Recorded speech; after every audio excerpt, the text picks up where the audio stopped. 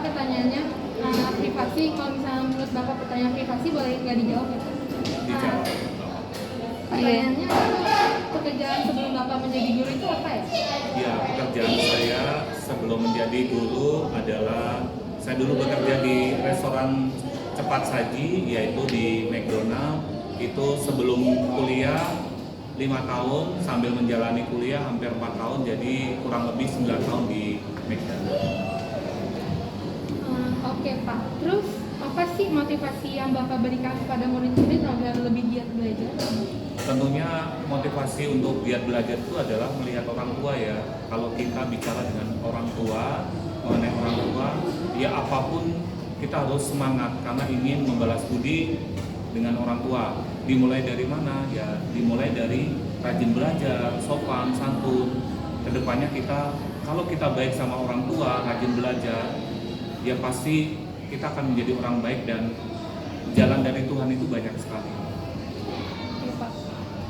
Terus apa yang membuat Bapak semangat untuk mengajar? Padahal seperti yang kita tahu rumah Bapak itu jauh dari sini. Oke, semangat tentunya ya melihat senyum anak-anak, dan mengajar itu adalah panggilan hati ya. Kalau kita sudah menyukai dunia sesuatu, passion kita, apapun ya akan kita jalani. Ya pasti manusiawi ada up and down-nya hidup, yang kadang kita lagi sakit atau lelah. Tapi kalau kita melihat kebersamaan, kemudian anak-anak, itu akan membuat kita semangat. Bagi saya, ya memang dari awal, dari kecil bahkan, saya ingin menjadi seorang pengajar, entah guru atau dosen. Jadi ya happy aja dan semangat. Jarak rumah tidak masalah. Bapak boleh ceritain nggak secara singkat perjalanan hidup Bapak bisa sampai sekarang ini? Oke, baik. Perjalanan hidup singkat tentunya tidak mudah pada posisi yang sekarang. Ketika lulus SMA itu saya tidak bisa kuliah karena memang keterbatasan ekonomi. Karena hidup yang namanya di daerah Klaten, karena ekonomi kita itu pas-pasan. Jadi bagi saya lulus SMA ya sudah bersyukur. Akhirnya singkat cerita saya ke Bandung. Di Bandung itu satu tahun pertama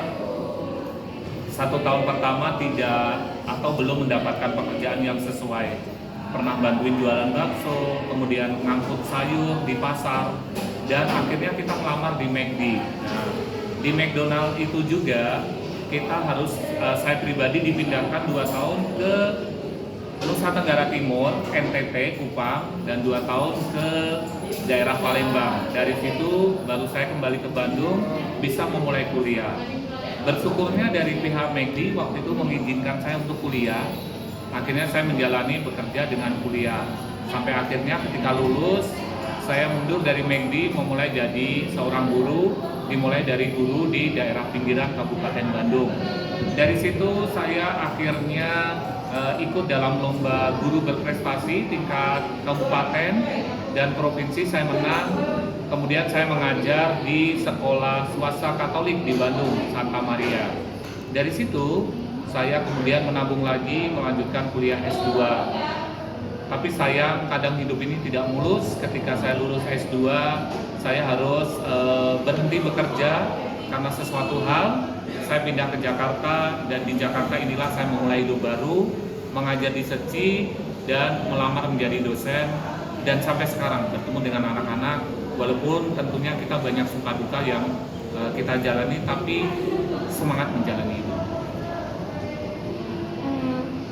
Kemudian pesan-kesan apa yang Bapak rasakan selama mengajar di Cinta Kasih Suci ini? Tentunya sangat berkesan ya, anak-anak yang lucu-lucu, baik. Ketika dari awal masuk, saya sangat senang dengan budaya kesantunan. Pasti ada lah ya. Oh ya, oke. Banyak sekali hal-hal yang membuat saya semangat ketika anak-anak begitu baik, dan juga saya mendapatkan semua ilmu di sini, dari ilmu kehidupan atau juga hal-hal yang menarik lainnya. Contoh arti bagaimana menyayangi, menghargai orang, dan tentunya saya mempunyai pekerjaan di sini bisa mengembangkan bakat saya untuk sambil menjalani profesi sebagai dosen. Senang di sekolah ini. dan sangat cinta sama anak-anak. Apakah Bapak ada pesan buat sesama guru agar lebih semangat mengajar? Buat rekan-rekan guru tentunya jadilah guru yang be yourself, artinya jadi pribadi yang diri sendiri tapi tetap mematuhi aturan. Jadilah guru yang ramah. Kemudian kita kesampingkan ego kita, kemudian tidak mudi, mau meminta maaf ketika kita salah sama murid, dan rangkulah murid seperti anak-anak kita dengan hal sederhana, diajak berfoto atau juga diajak berdialog bareng atau sekedar menemani mereka makan sambil selalu menyapa dengan baik. Saya rasa semua murid terutama di sini akan nyaman ketika gurunya itu pasti ramah seperti itu. Baik, seperti yang kita tahu, Bapak kan menulis lagu ya. Nah, atas dasar apa Bapak menulis lagu? Apakah berdasarkan pengalaman atau hanya sekedar menulis saja atau hobi?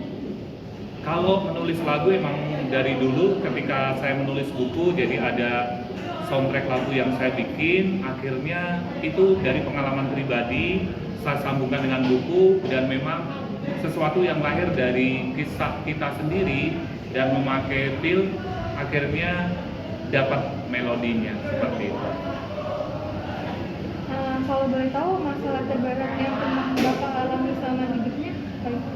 Masalah terberat pastinya kehilangan pekerjaan, kemudian kehilangan orang tua, ayah, ibu, dan itu yang terberat. Kalau masalah ekonomi, ya bersyukur ketika kita mau bekerja, berjuang, menabung, kita bisa kok walaupun menjadi seorang guru, kita sambil ada kegiatan, ada pekerjaan dosen, kita bisa hidup layak. Yang penting kuncinya adalah satu, menabung. Hidup ini tidak boleh terlalu boros dan skala prioritas. Jangan sampai menjadi seseorang yang hedon atau berkehidupan di luar kemampuan kita. Intinya tetap berbagi, tetap bersedekah atau juga beramal. Jadi rezeki yang kita terima itu benar-benar jadi berkah. Baik Pak. Terus bagaimana sih cara Bapak bangkit dari masalah terpuruk Bapak hingga sekarang? Cara bangkit saya artinya kita harus ingat hidup itu mesti berjalan.